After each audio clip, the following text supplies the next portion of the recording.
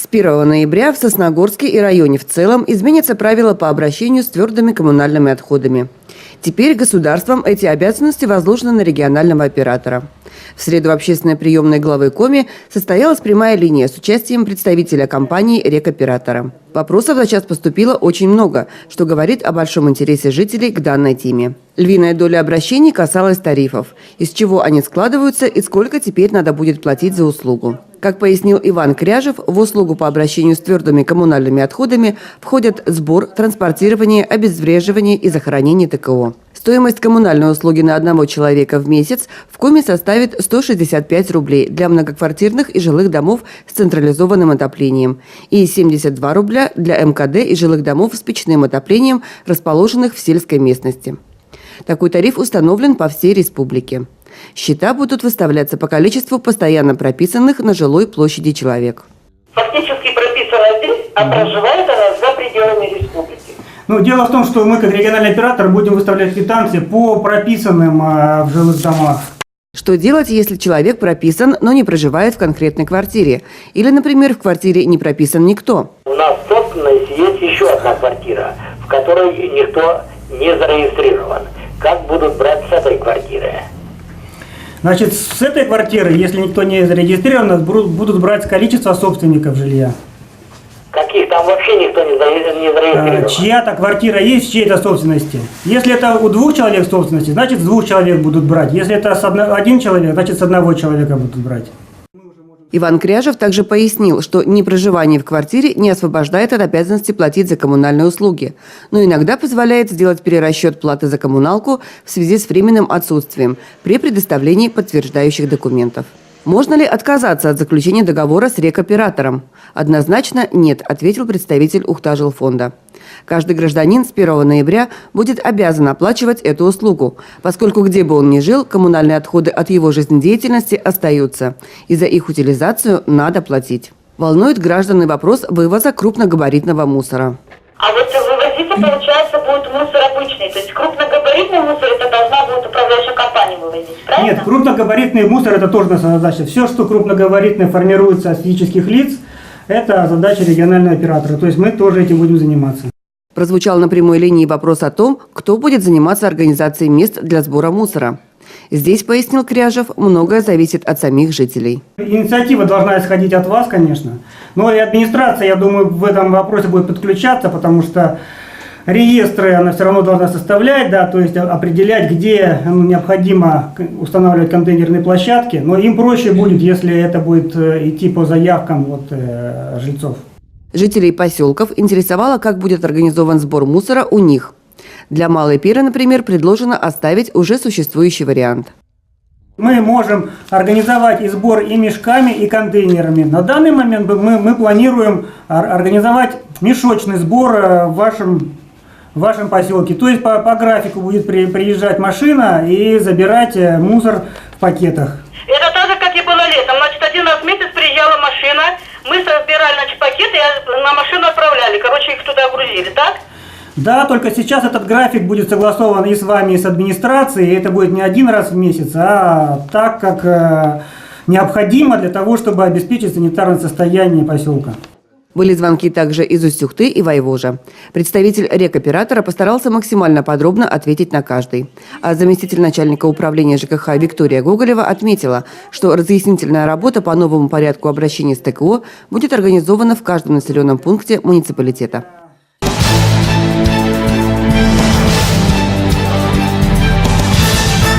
На осеннем выездном личном приеме исполняющего обязанности главы Сосногорского района жителей Вайвожа и Верхнеижемского обратились со множеством вопросов о работе объектов здравоохранения.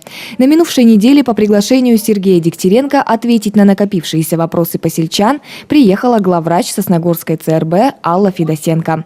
Начали с Верхнеижемского. Ряд вопросов касался фельдшерско-акушерского пункта. В планах Сосногорской ЦРБ вывести ФАП в отдельно стоящий модуль. Свои предложения Сосногорск направил в Минздрав Республики Коми.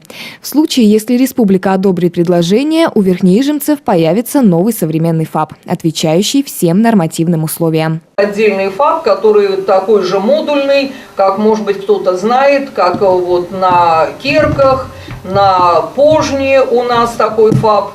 И, соответственно, это отдельно стоящие модули, где тоже имеется набор помещений, которые соответствуют именно ФАПу.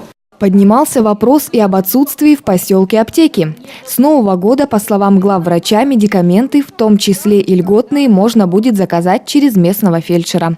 Этот вопрос уже находится в работе, и до конца года он должен решиться. Аптечные киоски сейчас располагаются только в специализированных зданиях, которые на ФАПах не предусмотрены, и на ФАПах России уже аптечных киосков давным-давно нет. В ряде труднодоступных, отдаленных ФАПов осуществляем фармдеятельность. Для того, чтобы ее осуществлять, это не значит, что вы пришли и купили все, что вы хотите. Нет.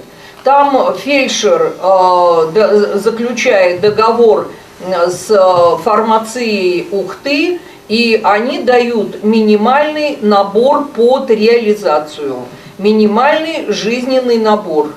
На сегодняшний день прорабатывается и вопрос о передвижном флюорографе. Тот, что есть в Сосногорске, требует дорогостоящего ремонта. Поэтому ведутся переговоры о предоставлении техники для организации обследований соседним Вуктылом, где такое оборудование тоже имеется. При этом главврач Сосногорской ЦРБ подчеркнула, что в случае экстренной необходимости можно воспользоваться рентгенаппаратом в больнице Вайвожа. В случае необходимости и по направлению врача возможна доставка пациента в город для обследования. К слову, посетить узких специалистов можно будет и в самом поселке. 2 раза в год к вам выезжают, и вот сейчас, как только дорога установится получше и закончится военкомат, к вам приедут бригада специалистов из Сосногорска, включая кардиолога. Я вам обещаю, что кардиолог приедет еще и прочитает лекции и у вас, и на Вайвоже. В соседнем Вайвоже вопросы пересекались. Так, например, жителей интересовало, почему некоторые лекарства перестали быть бесплатными. По словам Аллы Федосенко, это связано со сложностями в проведении аукционов по закупке медикаментов. Вот сейчас правительство Республики Коми, зная вот эту проблему по всей республике, добавляет деньги на здравоохранение, но распределяться они будут в конце октября. Реально они поступят по больницам только где-то середина, конец ноября. Вот мы надеемся, что в декабре этот вопрос решится. Это сразу по поводу вопросов по уколам, по капельницам и так далее. То есть все, что касается экстренки, то есть там скорое или экстренное состояние, те препараты есть. Жаловались жители и на неудовлетворительное состояние так называемого мягкого инвентаря – больничных матрасов и постельного белья. Руководство Сосногорской ЦРБ об этом знает. К сожалению, эта проблема досталась им в наследство от периода самостоятельности Вайвожской больницы. Но в следующем году ситуация может измениться. Минздрав запросил списки потребностей такого инвентаря. И, это важно, в эту заявку вошла Вайвожская больница. В завершении встречи прозвучала информация и о том, что скоро в поселке появятся новые специалисты – хирург и УЗИст.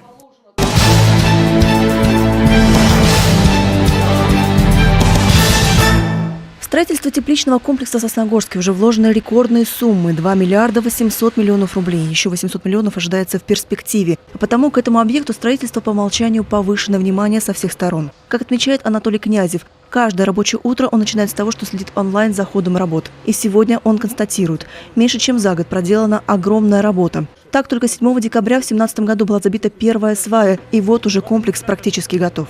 Задача изначально стояла амбициозная – уложиться в минимальные сроки, хотя обычно на реализацию таких проектов требуется минимум 2 года. Об этом на встрече говорит и генеральный подрядчик и отмечает, с задачей компания справится. Хоть и с небольшой задержкой, сроки сдвигаются примерно на 2 месяца, но этому есть достойное оправдание.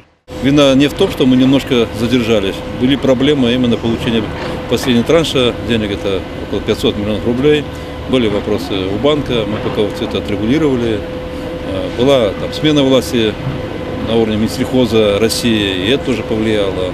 А еще в ходе строительства генподрядчику пришлось вносить коррективы в план. И причина тому – проблема водопонижения. Часть площади оказалась заболочена и потребовались дополнительные технические решения. Сказался на работе и климат. Для компании это первый опыт работы в регионе, где ночи порой длиннее дня. Из-за этого генподрядчику пришлось оборудовать дополнительные специальные посты с освещением для ведения стройки и в темное время суток. Возникли задержки и с поставкой импортного оборудования. И причина тому уже санкции.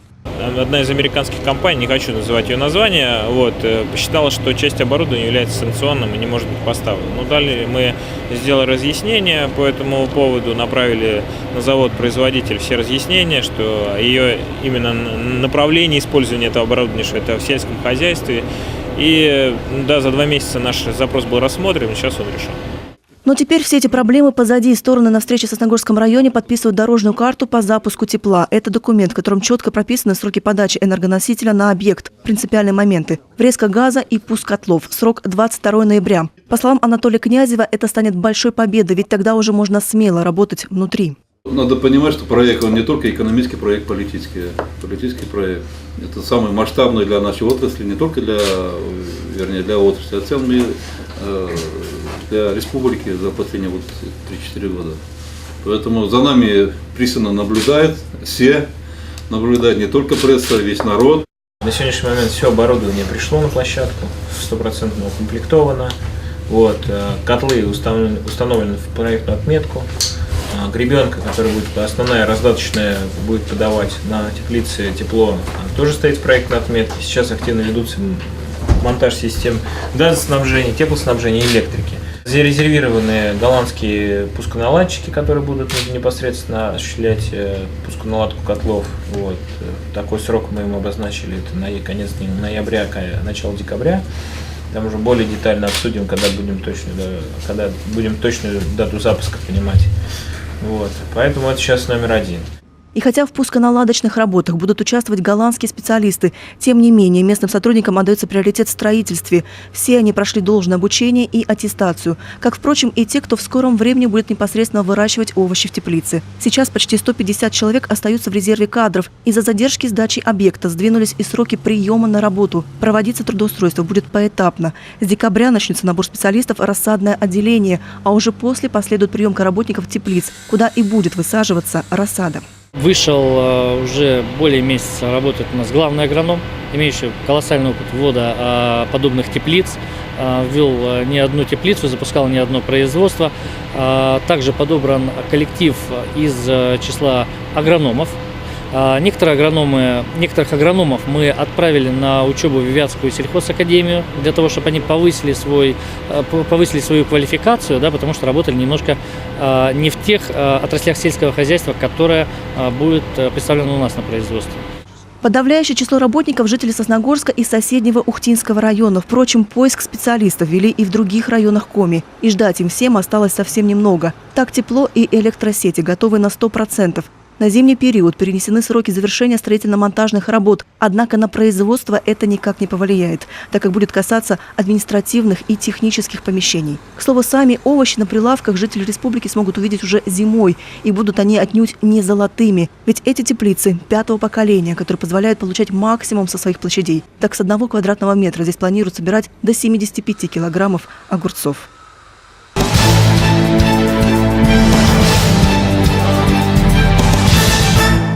В России участились дорожно-транспортные происшествия с участием как автобусов, так и маршрутных такси. В связи с этим до конца октября сотрудники Госавтоинспекции Сосногорска проверят общественный транспорт на предмет нарушений правил перевозок пассажиров.